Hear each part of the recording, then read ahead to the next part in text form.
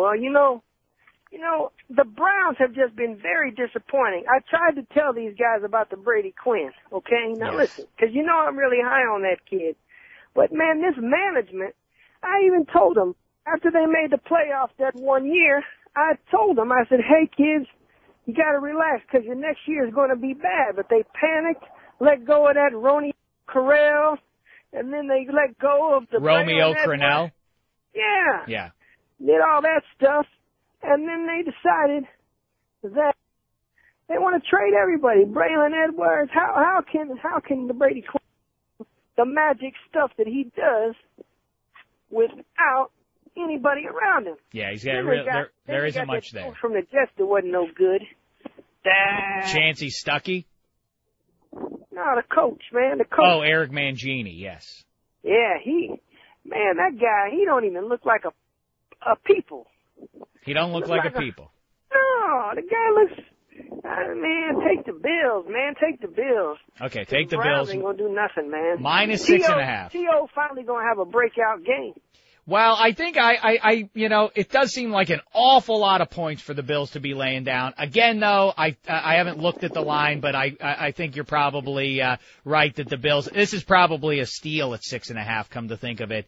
Although I'm not stealing nothing. No, that's not what I'm saying. The Browns did look all right last week against the Bengals, and if you're the Browns, I think you don't want to be the Lions and go 0-16. You probably look at the schedule and say, where are our wins? They have to look at this one and say, man, we got to beat the Bills because there aren't going to be very many better opportunities. But I'm gonna go with you, me, Trent Edwards, and T.O. They get it done over the Browns. Let's take the Bills there.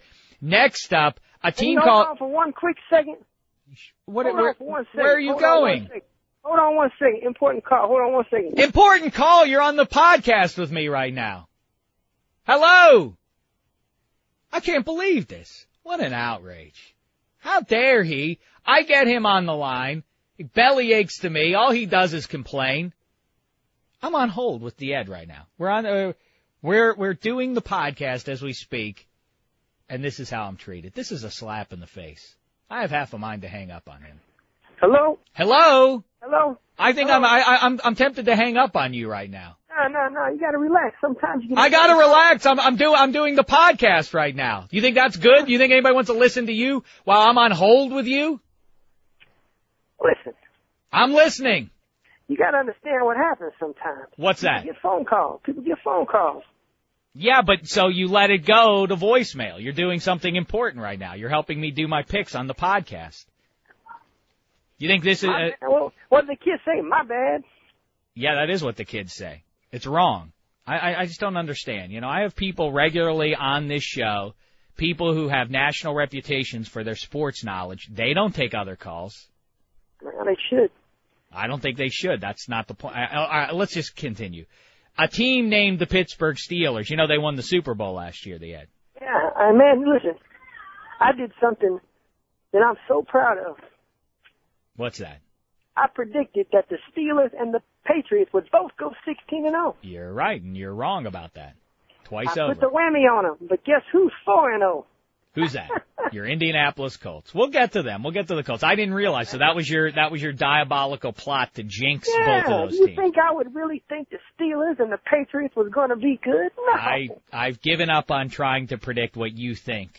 Long time ago. So, all right. The Steelers, again, the defending Super Bowl champions, I think actually now back in the mix a little bit. I think that they, barring something fluky or crazy happening here, the Steelers should be 4-2 their next two games, the Lions and then at home against the Browns, before Brett Favre and those Vikings roll into Pittsburgh for what really ought to be a dandy game there. But the Steelers right now, like I say, in Detroit, the last time they played there, speaking of Super Bowls, was Super Bowl 40. They took care of those Seahawks there. This time, Steelers giving 10.5 points to the Lions.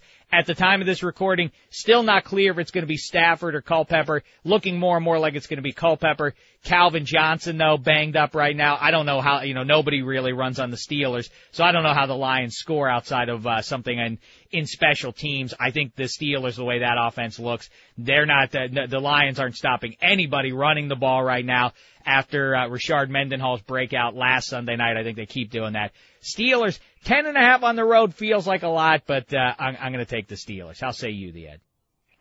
He was pretty long-winded on that one. All right, I'm providing my analysis. I'm explaining why I'm going in a certain direction.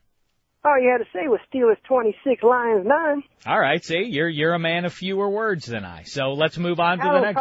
I don't really talk too much. No, you don't. You know? Yeah. No, but you sing beautifully. And by the way, if I can convince you to do so, I think it would be fantastic. It's been a while since you've belted out a song for us here on the podcast. So maybe whatever the subject is, you can sing. But right now, let's move on to the next game here because, we're only through 2 here. Let's pace it up a little bit. The Dallas Cowboys are hosting the Kansas City Chiefs. The Chiefs in the running for the worst team in the NFL, I think, and the Cowboys it's at Casey, I'm sorry. But still, Casey, only getting 10.5, I'm sorry, 8.5 shows that the Cowboys haven't been all that impressive. But as bad as those Chiefs are, I think you got to take Romo minus the 8.5. Well, I think I'm going to take Kansas City plus the 8.5. Ooh, upset. The Cowboys could be up like 17-3 or something like that. And then the Chiefs get a little garbage touchdown and make it 17-10. Yeah, it could happen. Well, of course that could happen. A lot of things could happen. You know what did happen last week is exactly what I predicted along with Cousin Sal when he joined us for his NFL picks too. We both said, let's take Cleveland plus, I think it was 5.5 at home, and that one came through. See, pretty smart. Too many people was on the Bengals. Yeah. Well, and I think they'll take another loss. We'll get to that game in a second here too. Minnesota Vikings 4-0. They're giving 10.5 points at the St. Louis Rams, another team that I think you could make a pretty strong case for as being the worst in the league. I don't know, pretty big game. They are the worst. They're the worst team by far. Well, now with Kyle Bowler, QB, if you take Steven Jackson out of the mix, they might officially have no NFL-worthy players on that entire roster. But Monday night, it was an emotional game, all sorts of attention. Possible letdown here. I don't mean that they would lose the game, the Vikings, but maybe that 10.5 on the road is a little bit too much. How say you? Nah, I don't think it is. I think the Vikings, they've turned the corner, and they're going to keep on turning. Hey, look, I also got 6 tickets to the UFL opener tonight, Las Vegas against California. Is that right? Yeah. UFL. Who's is J.P. Losman the quarterback of one of those two teams? That's how little I know about it. Las Vegas, yeah. Oh, how about that? So you're going to go? I don't know. Who knows, man? It was free tickets. They gave me 6 of them. Some guy did. Yeah, see, you're connected, ain't you, Ed? How would you do if you ran for mayor of Las Vegas? You seem pretty plugged in over there. I don't know. They'll probably vote for me. You think so? Yeah, definitely. I think there'd be I get at least 6-7 votes at least. Well, based on the emails I get after your appearances here on the podcast, people. It seems like you do really have a lot of fans and some detractors. Some people say don't put the Ed on anymore. He's annoying.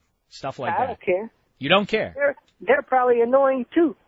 That could be, but they're not on the podcast. Maybe that's the difference. People always go on your Facebook page and a couple of those guys write bad stuff about me. Yeah. And then I tell them, I say, what's wrong with you writing bad stuff about me? Uh-huh. And then do they don't answer? want to answer. They don't answer. They tell me I'm a bad person. All right. Well, I'm glad that you can handle it so well. But, the other side of that coin is that it's sort of like yelling at a professional athlete, you stink, you're terrible. And then that athlete shooting back like, you couldn't do any better. Yeah, but start my car up. Hold on. Hear it starting? I hear it, yep. Beep, beep, beep. That's how it sounds, yeah. It sounds sort of like that at least, yeah.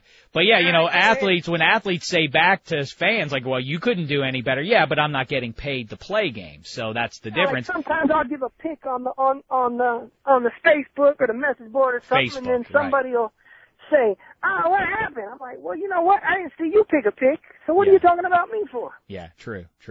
All right, so speaking of picks, the Giants, 4-0. Everybody's talking about them as maybe the best team in football. They are at home against the Oakland Raiders. The biggest number of the season so far, 16.5 for the Giants. I still say that's not enough for the Raiders. I'm going to take the Giants at home. I'm going to ride them until they disappoint me.